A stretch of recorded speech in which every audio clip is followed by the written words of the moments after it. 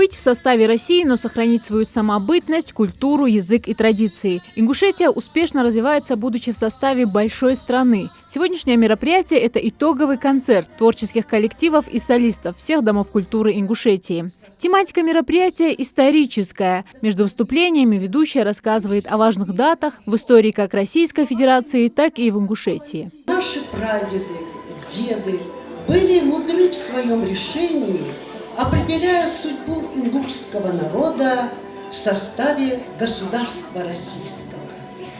Как свидетельствует история, 17-19 марта 1770 года вблизи селения Ингушт произошло историческое событие для ингушского народа.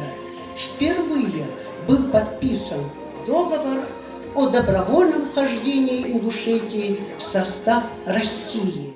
Экскурс по важным событиям в жизни ингушского народа провела и доктор исторических наук Зайнаб Дзарахова. Она рассказала зрителям, почему ингуши подписали указ о добровольном вхождении в состав России и о том, как наши земляки во все времена храбро сражались на военных фронтах. Все-таки предки наши пришли к решению: для сохранения народа, небольшого по численности, нужен контакт и общение, плечо сильным соседом.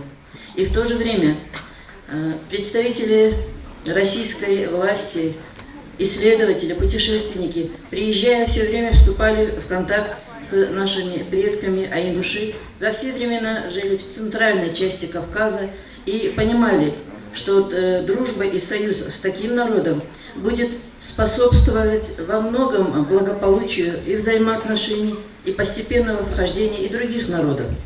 Через Ингушетию проходила связь и с Закавказьем, и эти делегации сопровождали и встречали, и общались с ними, и предки наши.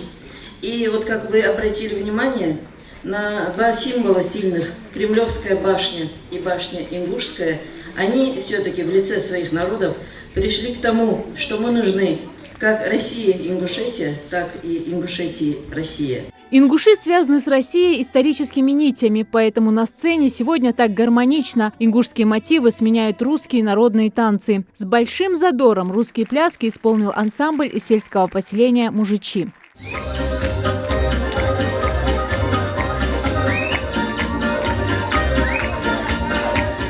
Организатор мероприятия Минкульт Ингушетии. Такие фестивали дают творческой молодежи возможность проявить себя. И, возможно, в будущем кто-то из участников выйдет на большую сцену. Как известно, в республике функционирует 37 домов культуры.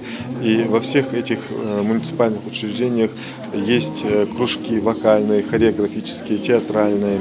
Естественно, дети, которые в течение длительного времени приходят на эти кружки, проявляют свои таланты, свое творчество, им хочется выносить на суд зрителей свое мастерство. И поэтому итогом их годовой деятельности ежегодно становится этот конкурс «Славься Отечество мое». Здесь представлены лучшие номера, которые прошли отбор по районам и городам. И сегодня мы видели, какие замечательные у нас талантливые дети выступают, да, которые в принципе ничем не уступают нашим профессиональным артистам. Россия – большая и многонациональная страна. Под ее флагом собрались сотни национальностей, которые дружат, развиваются и созидают. На земле мне нет роднее края, никуда не бросила судьба.